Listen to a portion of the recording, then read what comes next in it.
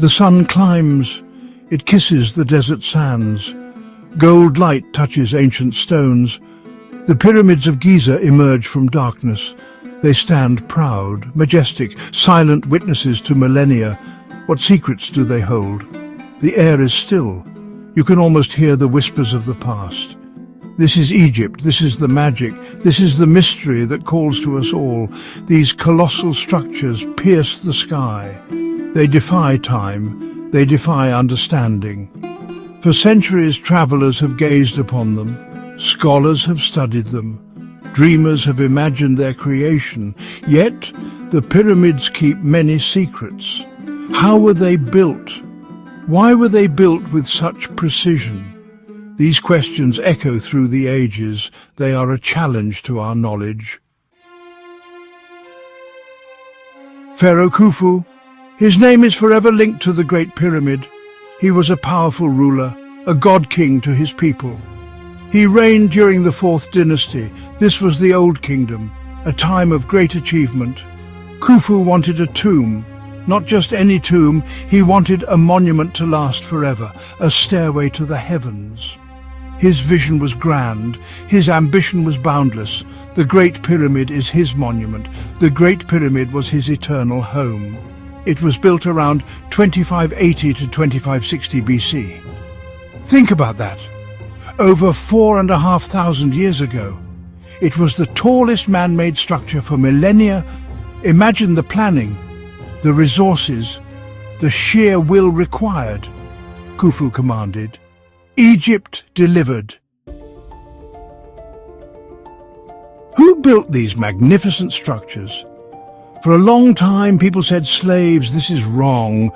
This is a myth from Hollywood. The truth is more inspiring. They were Egyptian workers, farmers mostly. They worked when the Nile flooded their fields. This was their national service. They were proud. They were skilled. We have found their villages, their bakeries, their breweries, even their cemeteries. They were respected. These workers were organized, highly organized, into teams. With foremen, with scribes tracking progress.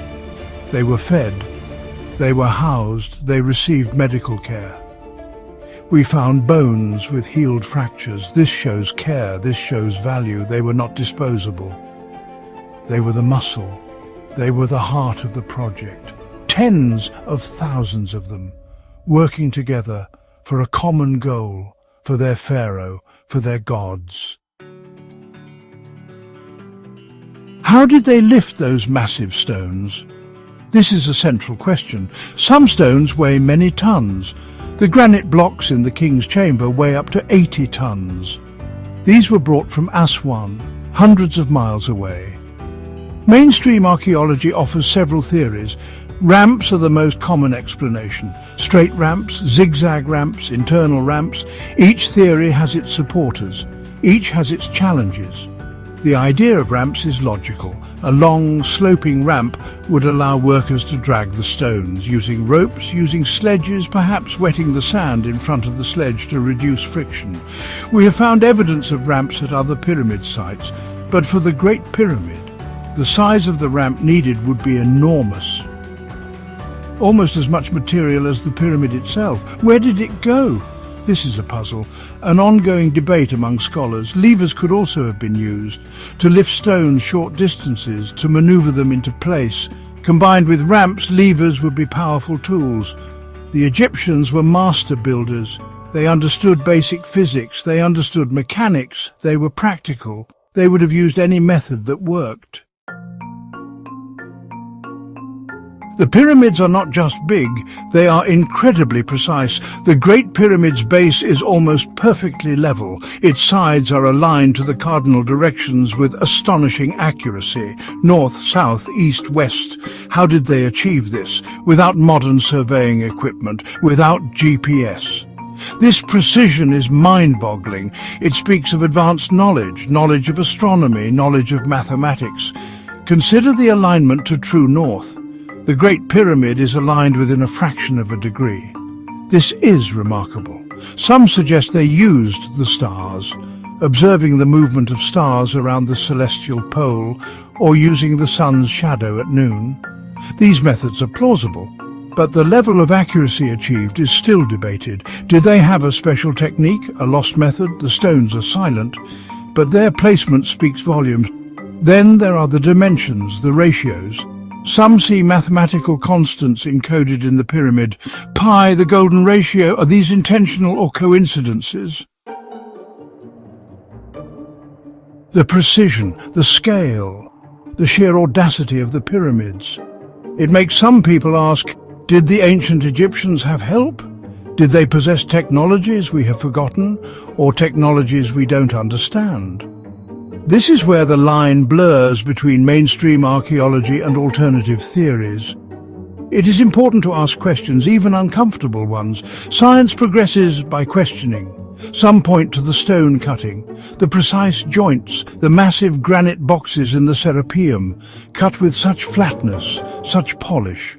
Could copper tools really achieve this? Some experiments show they could, with enough time, with enough skill, with abrasives like quartz sand. But the debate lingers. Were there harder tools? Iron tools, perhaps used earlier than we think. Or something else entirely? The evidence is still being gathered. The idea of ancient technologies is tantalizing. Lost arts, forgotten sciences. Some researchers look for evidence of advanced machining or acoustic levitation, or concrete-like materials, geopolymers. These ideas are often outside the mainstream.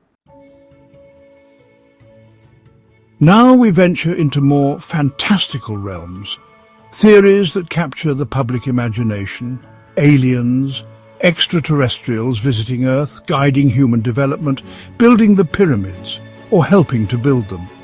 This idea is popular in books, in movies, on television. Why? Because the pyramids are so extraordinary, so beyond what some believe ancient people could achieve. It is easier for some to imagine alien hands. The theory often suggests aliens needed landing beacons or energy sources.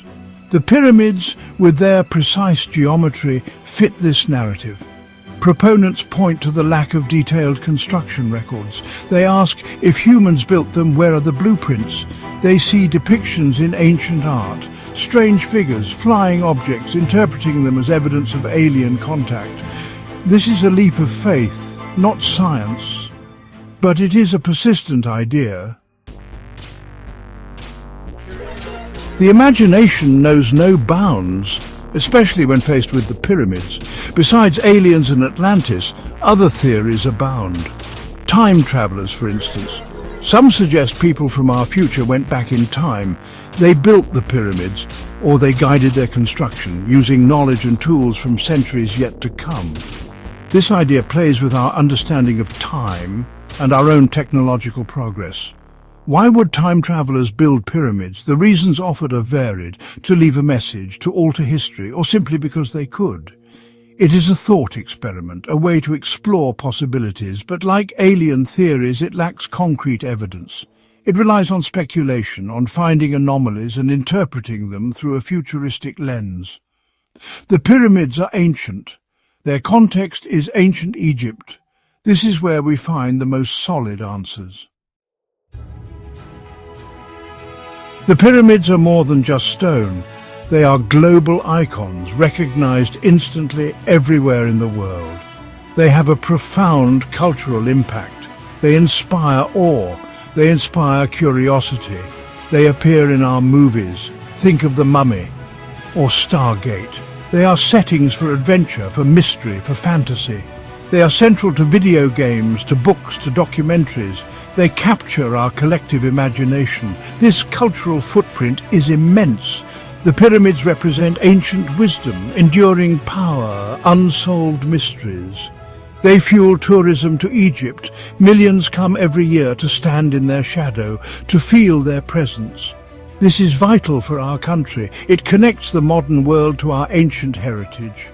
It ensures these monuments are protected, studied, appreciated for generations to come.